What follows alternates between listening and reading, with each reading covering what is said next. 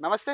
Welcome to legend TV. ప్రస్తుతం మనతో పాటు BJP leader advocate Sunkara Mounika గారు ఉన్నారు. మాట్లాడే ప్రయత్నం చేద్దాం. తెలంగాణ రాజకీయాల గురించి, అలాగే ఇటీవల జరుగుతున్న కొన్ని పరిణామాలు, అలాగే సీఎం స్థాయి వ్యక్తి మాట్లాడిన మాటల విషయం కూడా ప్రధానంగా డిస్కస్ చేసే ప్రయత్నం చేద్దాం. నమస్తే మేడం. నమస్తే అండి. మేడం, నిన్న ఎమ్మెల్యేల ఇష్యూ ఏదైతే జరుగుతుందో మీరు కూడా చూసే ఉంటారు. మరి మీరు ఎట్లా చూస్తారు దీన్ని? ఈ ఇష్యూ మీద సంబంధించి ఇరు పార్టీల ఎమ్మెల్యేలు, కొంతమందేమో కాంగ్రెస్‌కి చెందిన ఎమ్మెల్యే అని గాంధీ గారిని అంటున్నారు. కొంతమందేమో లేదు బీఆర్ఎస్ నాయకుడు అని చెప్పేసి కొంతమంది అని చెప్తున్నారు. ఎట్లా చూస్తారు? అంటే మీరు ఏం అడగాలనుకుంటున్నారు అంటే క్లియర్‌గా? ఈ ఇష్యూని మీరు ఎట్లా చూస్తారంటున్నారు? మీ విశ్లేషణ ఏంటి దీనికి సంబంధించి? మేము ప్రస్తుతానికి రేపు నిజాం విముక్త దినం గురించెల్లి ఆలోచిస్తున్నాం. పార్టీ పాలసీ మ్యాటర్స్ వచ్చేసి సీనియర్స్ చూస్తారు ఒకటి. రెండో విషయం వచ్చేసి ఒక సీనియర్స్‌గా అంటే ఇదివరకు తరంలో ఉన్నప్పుడు గాంధీ గారు గానీ, వేరే ఎవరైనా గూడా వాళ్ళకి తోచినట్టుగా వాళ్ళు చేస్తూ ఎళ్లారు. వాటిని మనం తప్పుపట్టడం లేదా వాటిని మనం ప్రశ్నించడానికి అంటే అది చాలా లోతైన విషయం ఉంటది. రేపటి విషయం గురించి మాత్రం రైట్. భారతీయ జనతా పార్టీ ఒక క్లియర్ స్టాండ్ లో ఉంది. కాంగ్రెస్ ప్రభుత్వం ఏం చేస్తుందంటే దాన్ని కాంగ్రెస్ అనదు, కాంగ్రెస్ అనాలి. ఎట్లా ఎట్లా అంటారు? ఎందుకు? ఎట్లా అంటే మైనారిటీ అపీజ్మెంట్ కింద వాళ్ళు హిందువుల మీద జరిగిన అత్యాచారాలను వైట్ వాష్ చేసే ప్రయత్నం చేస్తున్నారు. హ్మ్. ఫర్ ఇన్స్టెన్స్ ఇప్పుడు 1947లో ఇండియాకి ఇండిపెండెన్స్ వచ్చినప్పుడు తెలంగాణలో ప్రజలు ఆడ మగ పిల్ల పీచు ముసలి ముతక అందరూ కూడా కత్తులు పట్టుకొని రజాకర్ల మీద దాడులు చేయడానికి రజాకర్ల దాడులను ప్రతిఘటించే ప్రయత్నం చేసిండ్రు తెలంగాణ ప్రజలు. ఎందుకు చేసిండ్రు? ఎందుకంటే 80% హిందువులు ఉన్న తెలంగాణని భారత్లో విలీనం కాకుండా పాకిస్తాన్ లాగా దీన్ని ఒక ఇస్లామిక్ దేశం చేయాలని ప్రయత్నం చేసిండు కాసిం రజ్వీ ఉన్ను నిజాం రైట్. ఉస్మాన్ అలీ. రైట్. మరి నిజాం ఉస్మాన్ అలీ అంత తెగువతోని అంత ధైర్యంగా ఎట్లా చేసిండు అంటే పాకిస్తాన్ సపోర్ట్ తోని, జిన్నా సపోర్ట్ తోని. మన అదృష్టం బాగుండి జిన్నా 1948లో సెప్టెంబర్ 11th చచ్చిపోయిండు. హ్మ్. ఆడ ఆయన ఆయన ఆ టైంలో చచ్చిపోవడం మంచిదైంది కాబట్టి విత్ ఇన్ 2 days లోనే పటేల్ గారు ఆపరేషన్ పోలో పెట్టేసి తెలంగాణ ప్రజలను నిజాం రజాకర్ల దౌర్జన్యాల నుంచి, దాడుల నుంచి విముక్తి మనకు లభింపజేసి భారతదేశాన్ని తెలంగాణలో భాగంగా చేయగలిగారు. కానీ అంటే ఒకటి మేడం, ఇటీవల జరిగిన అంశాలు కూడా చూసుకుంటే ఏదో ఓవైసీ ఏరియాలో కూడా గుళ్ళ మీద దాడి జరిగింది. అలాగే లైంగిక వేధింపులు కూడా చాలామంది అక్కడ 40 సంవత్సరాల మహిళ మీద కూడా లైంగిక వేధింపులు జరిగి ఆమె గాంధీ హాస్పిటల్‌లో ఉన్నప్పుడు కూడా దాన్ని డైవర్ట్ చేసి హిందూ, ముస్లిం ఇష్యూస్ కింద కన్వర్ట్ చేసిన సిట్యుయేషన్‌లు కూడా చూసాం. మరి వీటన్నిటికి మీ స్టాండ్ ఏంటి? మీరేం చెప్తారు దీనికి? దీన్నే వైట్ వాషింగ్ క్రైమ్ అంటారండి. హ్మ్. ఇప్పుడు ఒక అమ్మాయిని ఒక అబ్బాయి రేప్ చేసిండు. తర్వాత నేను ఆ అమ్మాయి అంటే నాకు ఇష్టం, ఆ అమ్మాయి మీద నాకు ప్రేమ ఉన్నది. ఇప్పుడు మా ఇద్దరికి పెళ్లి చేయండి అని అంటే పెళ్లి చేయడం అనేది న్యాయం అవుతుందా? లేదు. ఆ అమ్మాయి మీద అత్యాచారం జరిగినట్టు ఎట్లయితే ఇక్కడ హెల్ప్లెస్ గా అమ్మాయిని చూపించడం అనేది ఉందో అట్లే హిందువుల మీద రజాకర్లు చేసిన దౌర్జన్యాలని సేమ్ ఇప్పుడు ఓవైసీ కంటిన్యూ చేస్తున్నారు. ఎందుకంటే కాసిం రజ్వీ వారసులే ఎంఐఎం పార్టీలో ఉన్న ఇప్పటి నాయకులు. సో హ్మ్. వాళ్ళని కొత్తగా మనం ఏం చూడక్కర్లే, అదే మనస్తత్వంతోని అదే దౌర్జన్యాలు చేస్తారు వాళ్ళు. ఇప్పుడు సంఖ్యాబలం వాళ్ళ తక్కువది ఉంది కాబట్టి వాళ్ళు సైలెంట్గా ఉంటున్నారు, స్ట్రాటజీలు వేసుకుంటున్నారు ఎట్లా సంఖ్యాబలాన్ని పెంచుకోవాలని. లవ్ జిహాద్ పేరు మీద ఆడపిల్లల్ని, హిందూ అమ్మాయిల్ని తీసుకెళ్లడం, ల్యాండ్ జిహాద్ పేరు మీద వక్ఫ్ బోర్డు నుంచి వెళ్ళి మనల్ని తీసుకెళ్లడం, రైళ్ళు ఎక్కడన్నా మనకి పోయినప్పుడు ఆ రైల్ జిహాద్ కింద రైళ్ళని కింద డీరేల్ అయిపోయి అందులో ప్రాణ నష్టం జరిగి ఆస్తి నష్టం జరిగేలా చేయడం. ఇట్లా జిహాద్ మల్టిపుల్ యాంగిల్స్లలో చేసుకుంటూ ఈ స్ట్రాటజీలతోని వాళ్ళు ఎట్లా భారతదేశాన్ని గజ్వేహింద్ చేయాలనా అని స్ట్రాటజీతో వాళ్ళు నడుస్తున్నారు. ప్రధానంగా ఇప్పుడు ఈ మీరు 17 దీన్ని కూడా let me write. Continue. Right. 1947లోనే వీళ్ళకి స్ట్రాటజీ ఉండే భారతదేశాన్ని గజ్వేహింద్ చేయాలని. కానీ అప్పుడు జిన్నా వల్ల ఏమైంది? కేవలం east Pakistan, west Pakistan, so called ఇప్పటి పాకిస్తాన్, బంగ్లాదేశ్‌గా మాత్రమే విడిపోయింది. కానీ మొత్తం దేశం, మిగతా దేశం అంతా హిందూ దేశంగా ఉండిపోయింది. ఎందుకు? అప్పుడున్న కొందరు జాతీయవాదులు రాజకీయాల్లో ఉండడం వల్ల కాపాడుకోగలిగినాం మనం. రైట్. కానీ ఇప్పుడు ఆ పాకిస్తాను, బంగ్లాదేశ్‌లో ఉన్న హిందువుల పరిస్థితి ఎట్లుంది? అట్లనే భారతదేశాన్ని కూడా గజ్వేహింద్ చేయాలని చూస్తున్నారు. హైదరాబాద్ మెయిన్‌గా ఎందుకంటే హ్మ్. మనము బ్రిటిష్ పోతూ పోతూ హిందూ, ముస్లింలు కొట్టుకోవాలని చెప్పేసి భారతదేశం ఎప్పటికి కూడా సూపర్ పవర్ కావద్దన్న ఉద్దేశంతోని వాళ్ళు కొన్ని ప్రిన్స్లీ స్టేట్స్‌ని ఇండిపెండెంట్‌గా ఉండేలాగా వాళ్ళకు అవకాశం ఇచ్చారు. అట్లా ఇయ్యంగానే అందులో మొదటిగా ఎగిరింది ఎవరు అంటే నిజాం, తెలంగాణ నిజాం. ఈయన ఎగరడం వల్ల పాకిస్తాన్ నుంచి వెళ్ళి కూడా ఆర్మ్స్ అన్ని తెప్పించుకొని ఇక్కడ ప్రజల మీద దౌర్జన్యాలు చేసి వాటన్నిటినీ కూడా మన మీద దౌర్జన్యాలు చేసి భారత్ లో విలీనం కాకుండా చూసిండు. Right. జిన్నా చచ్చిపోవడం వల్ల ఆ, నిజాం పారిపోయిండు, రజాకర్లు పారిపోయేసరికి మనం భారత్లో భాగమైనాం. లేకపోతే మనం ఒక పాకిస్తాన్లో ఉండేవాళ్ళం. ఇప్పుడు మీరు హిందూ పేరు ఉండేది కాదు, నేను ఇట్లా ఉండేదాన్ని, బుర్కా వేసుకోవాల్సి వచ్చేది, మీరైనా కూడా కానో ఏదో కానండి ఒకటి ఒకటండి, పెట్టుకోవాల్సి ఇప్పుడు వచ్చేది. తెలంగాణ ఆవిర్భావ దినోత్సవాన్ని ప్రజా పరిపాలన దినోత్సవంగా మారుస్తామని చెప్పి కాంగ్రెస్ నాయకులు చెప్తున్నారు. మరి దీన్ని కరెక్టేనా? ఇట్లా ప్రజా పరిపాలన దినోత్సవం కింద జరుపుకోవచ్చా దీన్ని? తెలంగాణ ఆవిర్భావ దినోత్సవం వేరండి. అది మనం ఆంధ్ర నుంచి వెళ్ళి తెలంగాణ సెపరేట్ అయింది కాబట్టి అది తెలంగాణ ఆవిర్భావ దినోత్సవం, అది వేరు. అది జూన్లో జరుగుతుంది కదా, జూన్. లేదు, ఇప్పుడే అంటారు కదా ఇది 17. రేపటిది జూన్, అది తెలంగాణ ఆవిర్భావ దినోత్సవం కాదు. రేపటి దాన్ని విలీనం అని వీళ్ళు వైట్ వాష్ చేయండి. నేను ఇందాక చెప్పింది అదే అంటున్నా. White washing of a crime ఏమంటారు అంటే, ఇక్కడ హిందువుల మీద దౌర్జన్యాలు జరిగినాయి. వీళ్ళకు తోడు ఈ ముల్లాలకు తోడుగా మిషనరీ కూడా దౌర్జన్యాలు చేసింది తెలంగాణ ప్రజల మీద. దాన్ని ఇప్పుడు వైట్ వాష్ చేసేసి భారతదేశం విలీనం అని ఎట్లా అంటారు? ఇందాక నేను చెప్పినట్టు రేప్ జరిగిన అమ్మాయి మీద ఎవరైతే రేప్ చేసినో వాడికి ఇచ్చి పెళ్లి చేయడం అనేది ఎట్లయితే వైట్ వాషింగ్ ఆఫ్ ఎ క్రైమో, ఇది కూడా అంతే. ఇది 100% నిజాం నుంచి మనకు విముక్తి లభించింది. విమోచన దినోత్సవం ఇది, విలీనం కానే కాదు. విమోచనాన్ని విలీనం అనడమే white washing of a crime. ఇంకొకటి ఏంటంటే, ఈ వినాయక చవితి మనం జరుపుకున్న వినాయక చవితి ఇష్యూస్ కూడా హైడ్రాని ఇన్వాల్వ్ చేసి ప్రధానంగా కొన్ని చోట్ల అసలు నిమజ్జనాలే కుదరవంటూ కూడా బోర్డులు పెట్టిన పరిస్థితి చూసాం. మరి దీన్ని ఎలా చూస్తారు మీరు? అదే అండి, అల్టిమేట్లీ హిందువుల మీద మెత్తగా ఉంటే ఒత్త బుద్ధి అవుతుంది అని ఒక సామెత ఉంటుంది మన దగ్గర. ఇప్పుడు టెడ్డీ బేర్ ఉన్నది, ఒకటి స్టోన్ తో తయారు చేసిన ఆర్ట్ ఉన్నది. మీరు రెండిట్లలో దేన్ని ఒత్తుతాం మనం? టెడ్డీ బేర్ సాఫ్ట్ గా ఉంటది కాబట్టి. హిందూ సమాజం ఎప్పుడు కూడా సాఫ్ట్ గా ఉండడం వల్ల, సాఫ్ట్ గా డీల్ చేయడం వల్ల, ఎందుకులే పోనీలే అనేది అతి సహనంతో ఉండడం వల్ల హిందువుల మీదనే చేస్తారు. అదే వీళ్ళు పోయి రంజాన్ అప్పుడు నైట్ చేయడానికి వీల్లేదు, నైట్ 10కి క్లోజ్ చేయాలనే ధైర్యం ఉందా రేవంత్ రెడ్డికి? ఉండదు. ఎందుకంటే రేవంత్ రెడ్డి తల మీద టోపీ పెట్టుకోవడానికి రెడీగా ఉంటాడు, ఇఫ్తార్ పార్టీలు ఇవ్వడానికి రెడీగా ఉంటాడు, హిందుత్వాన్ని కావాలంటే అమ్మడానికి కూడా రెడీగా ఉంటాడు. ఎందుకంటే రేవంత్ రెడ్డిది కాదు కాంగ్రెస్ పార్టీ అనేది ఇటలీ మాత కొడుకు నడిపిస్తున్నారు కాబట్టి ఇటలీ మాత సంస్కారాలు ఉంటాయి. ఎందుకంటే మనకు చాణక్యుడు కూడా చెప్తాడు, ఎప్పుడైనా ఒక విదేశీ వనిత స్త్రీకి పుట్టిన బిడ్డ ఎప్పుడు ఈ దేశాన్ని ప్రేమించలేడు అని. అది క్లియర్ గా మనం ఇటలీ మాత కొడుకు ఈ దేశాన్ని ప్రేమించడు అని తెలుస్తుంది. రాహుల్ గాంధీ చూడండి, ప్రపంచంలో ఎక్కడికి పోయినా కూడా భారతదేశం గురించి తప్పుగా మాట్లాడుతుంటే యుఎస్ మ్యాగజైన్స్ ఏమని పోస్ట్ చేస్తున్నాయంటే, రాహుల్ గాంధీ భారతదేశం నుంచి వచ్చిండా పాకిస్తాన్ నుంచి వచ్చిండా మాకు అర్థమైతలేదని అంటున్నారు. ఎందుకంటే పాకిస్తాన్ ఎప్పుడైనా ఏడికి పోయినా కూడా భారత్ ని తిట్టిపోస్తూనే ఉంటది. అట్లనే రాహుల్ గాంధీ కూడా ఎక్కడికి పోయినా ఏ దేశంలో అయినా మైక్ దొరకంగానే భారతదేశాన్ని తిట్టడం, మోదీని తిట్టడం, ప్రభుత్వాన్ని తిట్టడం లాంటివి చేస్తున్నాడు. అదే రాహుల్ గాంధీ నాయనమ్మ ఇందిరాగాంధీ ఎక్కడికి పోయినా కూడా దేశం గురించి తప్పుగా మాట్లాడకపోయేది. ఆమె ఎంత దౌర్జన్యాలు చేసినా, ఎమర్జెన్సీ వంటివి తెచ్చినా కూడా కొంచెం దేశం పట్ల ఆమెకు అభిమానం ఉంటుండే. ఎందుకంటే ఆమె తల్లి భారతీయురాలు కాబట్టి. ఇక్కడ రాహుల్ గాంధీ ఎందుకు ఇట్లాంటి దౌర్జన్యాలు, ఎందుకు ఇట్లా నీచంగా మాట్లాడతాడు అంటే, తల్లి ఇటలీ మాత కాబట్టి. ఇక్కడ ప్రజలు చాలా విషయాలు తెలుసుకోవాలండి. ఒకటి, పొలిటికల్ గా యాక్టివ్ గా ఉండాలి. నెక్స్ట్ మన కరెంట్ సిచ్యువేషన్స్ ఏంటి అనేది తెలుసుకోవాలి, కరెంట్ అఫైర్స్ గురించి. నెక్స్ట్ మన హిస్టరీ మనకేం చెప్తుంది, మన మీద ఎట్లాంటి దౌర్జన్యాలు జరిగినాయి, బ్రేకింగ్ ఇండియా ఫోర్సెస్ అంటే ఏంటి, ఇవన్నీ తెలుసుకొని ప్రజలు యాక్టివ్ గా ఉండాలి. At least youth, because of social media అన్ని విషయాలు మనకు అవేర్గా ఉంటాయి కాబట్టి ఏవి కరెక్ట్ ఏవి రాంగ్ అని తెలుసుకొని ఒక యూనిటీగా ఉండి మన రూట్స్కి కనెక్టెడ్గా ఉండి మన హిస్టరీ నుంచి మనం నేర్చుకోగలిగితేనే మనము సర్వైవ్ అవ్వగలం. కానీ ఒక విషయం అంటే, తెలంగాణలో ఒక పక్క కాంగ్రెస్, ఇంకో పక్క ప్రతిపక్ష పార్టీ బీఆర్ఎస్, ఈ రెండు కూడా మరి బీఆర్ఎస్ కూడా ఇక్కడ క్వశ్చన్ చేస్తున్న పరిస్థితి కనపడట్లేదు. మరి ఎందుకు అంటే బీజేపీ ఎందుకు దీన్ని తీసుకోవట్లేదు? అంటే ఇప్పుడు ఏదైనా ఇష్యూలో బీఆర్ఎస్ అంతా కొట్లాడుతున్న హైడ్రా విషయంలో ఎందుకు బీజేపీ సైలెంట్ ఉంది? బీజేపీ సైలెంట్ ఏం లేదండి. మొన్నే ఎలక్షన్స్ అయిపోయినాయి, గవర్నమెంట్ ఫామ్ చేయడం ఒకటి, నెక్స్ట్ ఇంకా వేరే స్టేట్లో ఉన్న ఎలక్షన్స్ మీద ఫోకస్ చేయడం. ఒకసారి అన్ని సెట్ అయిపోయిన తర్వాత తెలంగాణ స్టేట్ మీద ఫోకస్ అనేది భారతీయ జనతా పార్టీ చేస్తుంది. ఇక బీఆర్ఎస్ విషయానికి వస్తే కేసీఆర్ గారి టర్మ్ అయిపోయింది, కేసీఆర్ గారి లైఫ్ టైంలో ఆయన చూపించే చరిష్మా కూడా అయిపోయింది.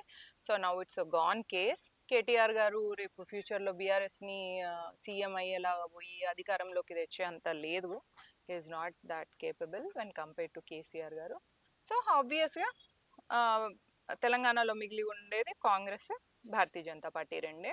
2028లో 100% భారతీయ జనతా పార్టీ గవర్నమెంట్లోకి రాబోతుంది. మేము దానికి కావాల్సిన ప్రణాళికలు వేస్తున్నాం. ప్రజల్లోకి వెళ్ళడం, ప్రజలకు ఉన్న ఇష్యూస్ని అడ్రస్ చేయడం అన్నీ మేము చేస్తున్నాం. కానీ హైడ్రా ఇష్యూస్ ఏవైతే ఉన్నాయో, హైడ్రాకి సంబంధించి ఏదైతే ఇల్లు కూల్చడాల విషయాల్లో కానీ, నోటీసుల విషయంలో మీరేం చెప్తారు యాజ్ అడ్వకేట్గా? కరెక్ట్గానే జరుగుతుందా? వాళ్ళు అనుకున్న ఏదైతే స్టాండ్ ఉందో చెరువులను కాపాడాలన్న ఒక అంశం ఏదైతే ఉందో ప్రధానంగా, దీన్ని కరెక్ట్గా నిర్వర్తిస్తున్నారు అనుకుంటున్నారా నిజంగా? కాంగ్రెస్ విషయానికి వస్తే ఎక్కడెక్కడైతే చెరువుల్ని కాపాడతారో అక్కడ ముస్లింలు లేని దగ్గర చెరువులు కాపాడతారు, ముస్లింలు ఉన్న దగ్గర చెరువు పక్కన పెట్టి ముస్లింలను కాపాడతారు. ఇది కాంగ్రెస్ ఎజెండా అట్లా. సో ఇప్పుడు మీరు హైడ్రా అని అనేసి అదొక లైన్ ని తీసుకున్నారు అనుకో, మీరు కన్ఫ్యూజ్ అవుతారు. ముస్లింలతో పాటుగా చెరువుల్ని కాపాడడం కాంగ్రెస్ రేవంత్ రెడ్డి ముఖ్య ఉద్దేశం. అదే ఓల్డ్ సిటీ పోయి అక్కడ చేయడు. ఓల్డ్ సిటీలో కరెంటు బిల్లులు కట్టించుకునే దమ్మే లేదు రేవంత్ రెడ్డి ప్రభుత్వానికి. ఓల్డ్ సిటీలో నల్లా బిల్లులు కట్టించుకునే దమ్ము లేదు రేవంత్ రెడ్డికి. ఓల్డ్ సిటీలో అక్కడ పోయేసి వాళ్ళ మీద ఇంటి పన్నులు చాలాన్లు కలెక్ట్ చేసే దమ్ము లేదు రేవంత్ రెడ్డికి. రేవంత్ రెడ్డి ట్రాఫిక్ వాళ్ళకి అక్కడ 3 బైక్ల మీద పోతే వాళ్ళ మీద చాలాన్ వేసే అంత దమ్ము లేదు రేవంత్ రెడ్డికి. ఎందుకు లేదు? ఎందుకంటే మొజాం మార్కెట్ ఎమ్మెల్యే ఏం చెప్పిండ్రు, ఆయన క్లియర్గా ఆయన చెప్పిన విషయం ఏంటంటే, మనల్ని టచ్ చేసేంత దమ్ము ఏ ప్రభుత్వానికి లేదు, ఒక్క భారతీయ జనతా పార్టీకి తప్ప. ఎప్పటి వరకైతే భారతీయ జనతా పార్టీ తెలంగాణలో ప్రభుత్వం ఫామ్ చేయదో అప్పటి వరకు మనదే రాజ్యం. మనం ముగ్గురు మీరు బండ్ల మీద పోయినా మిమ్మల్ని అడిగేటోడు ఉండడు. మీరు కరెంటు బిల్లు కట్టాల్సిన పని లేదు, మీరు నల్లా బిల్లు కట్టాల్సిన పని లేదు, మీరు ఇంటి పన్ను కట్టాల్సిన పని లేదు అని ఆయన క్లియర్గా చెప్పిండు కదా. అదే మరి ఎంఐఎంకి క్లారిటీ ఉంది. ఏంటిది? టిఆర్ఎస్ వచ్చినా కాంగ్రెస్ వచ్చినా మమ్మల్ని ఎవడు టచ్ చేయడు. టిఆర్ఎస్ కార్కి స్టీరింగ్ మా చేతిలో ఉంటుంది, చెయ్యి మా చెయ్యి అంటే మా చేతిలోనే కాంగ్రెస్ కూడా నడుస్తుంది అనే విషయం వాళ్ళకి తెలుసు. అందుకనే వాళ్ళు ముస్లింలను, నదులను రెండింటిని కాపాడుతున్నారు. అంటే టెంపుల్ విషయంలో కూడా మొన్న కూడా చూసాం మనం, ఎంఐఎం ఏరియాలో టెంపుల్ మీద దాడి జరగడం కానీ ఇట్లాంటి అంశాలు జరుగుతూనే ఉన్నాయి. టెంపుల్స్ మీద ప్రధానంగా ఇప్పుడున్న పరిస్థితుల్లో హిందువుల మీద కానీ టెంపుల్స్ మీద ఎక్కువ. మొన్న కూడా హైదరాబాద్ నోటీస్ ఇచ్చారు ఒక టెంపుల్కి, హస్మత్పేటలో. అంటే ఈ అంశాన్ని ఎట్లా చూడాలి? అంటే 40 సంవత్సరాల నుంచి ఉన్న ఒక టెంపుల్కి నోటీస్ ఇవ్వడం హైడ్రా అనేది. అంతే అండి, ఇందాక చెప్పిన విషయమే. ఫస్ట్ థింగ్, ఓల్డ్ సిటీలో టెంపుల్ మీద దాడి అనేది అది అగైన్ ఒక రిలీజియస్ కాంటెక్స్లో శత్రుబోధ అనేది ఇస్లాంలో ఉంటుంది. అది ఎప్పటి వరకు అయితే హిందూస్ సర్వైవ్ అవుతారో ఈ భూమి మీద, ఎప్పటి వరకు అయితే వాళ్ళ ప్రార్థనా స్థలాలు ఉంటాయో అప్పటి వరకు అది కరెక్ట్ ప్లేస్ కాదు. సో మొత్తం భూమి మీద హిందువులు లేకుండా, హిందూ ప్రార్థనా స్థలాలు లేకుండా ఉండడము అనేది వాళ్ళ టార్గెట్. అంటే హిందువులందరినీ ఇద్దరు మతం మార్చడం, హిందూ దేవాలయాలన్నింటినీ కూడా కూల్చేయడం, ప్రపంచంలో ఎక్కడ కూడా ఒక హిందూ దేశం అనేది ఉండకుండా చూడడం, ఇది వాళ్ళ ఎజెండా. ఆ ఎజెండాలో వాళ్ళకున్న శత్రుబోధతోనే వాళ్ళు అదే ఆలయాలను కూల్చడం, మన దేశాన్ని ఆర్టికల్ 370 లాంటి అక్కడ టెర్రరిస్ట్ని ఇంబైబ్ చేసేసి అక్కడ కాకుండా చూడడం, దేశాన్ని విడిపోయేలాగా, ధర్మాన్ని ఆడపిల్లల్ని లేపుకొని వెళ్ళిపోయి లవ్ జిహాద్ లాంటివి చేసి ధర్మమే వాళ్ళకి అటాక్. వాళ్ళకు క్లారిటీగా ఎజెండా ఉంది. మనం ఆ ఎజెండాని అండర్స్టాండ్ చేసుకొని మనం భారతీయ జనతా పార్టీకి సపోర్ట్గా ఉంటే హిందువులు వీటన్నిటిని మనం అరికట్టొచ్చు. ఇప్పుడున్న తెలంగాణ సీఎం మాటలు చూస్తుంటే, అంటే కొన్ని ప్రెస్ మీట్లలో కానీ వీటిలో మాటలు చూస్తుంటే భాష కరెక్టేనంటారు? ఒక సీఎం స్థాయి వ్యక్తి మాట్లాడే మాటల్లాగా ఉంటున్నాయా, లేకపోతే ఏంటి పరిస్థితి? మొన్నేమో సోషల్ మీడియా రిపోర్టర్స్ కానీ వాళ్ళ మీద మాట్లాడిన అంశం కానీ, నిన్న కూడా 2 ఎమ్మెల్యేలకు సంబంధించి చింతపండు రకరకాల అంశాలు మాట్లాడారు. అంటే ఒక సీఎం స్థాయి వ్యక్తి మాట్లాడే భాష అనేది అంతా. మీరు కేసీఆర్ గారి భాషను మర్చిపోయినట్టున్నారు. ఆయన ఏకంగా ఆర్మీనే అక్కడ ఆర్మీ ఆడ దంచి కొడుతుంటే అక్కడ చేతనైతలేదు మీకు అని మన ఇండియన్ ఆర్మీని అన్న ముఖ్యమంత్రి కేసీఆర్ గారు. ఇక ఆయన తర్వాత 10 ఏళ్ళు ఆయన భాష విని విని వచ్చిన ముఖ్యమంత్రి రేవంత్ రెడ్డి. ఆ సంస్కారంతోనే ఆయన నడుస్తున్నారు. ఎప్పటి వరకైతే భారతీయ జనతా పార్టీ తెలంగాణలో అధికారంలోకి రాదో రాజకీయ ప్రక్షాళన అనేది జరగదు. కాబట్టి మేము ప్రతి ఒక్క భారతీయ జనతా పార్టీ కార్యకర్త, ఫర్ దట్ మ్యాటర్ ప్రతి హిందూ కూడా భారతీయ జనతా పార్టీ 2028లో అధికారంలోకి వచ్చేటందుకు ప్రయత్నం చేస్తే తప్ప మన ధర్మము నిలబడదు. ఈ తెలంగాణలో ఎంఐఎం ఓల్డ్ సిటీలో ఉన్న ఈ అజ్మల్ కసాబ్ల దాడుల నుంచి కూడా మనల్ని మనం కాపాడుకోలేము.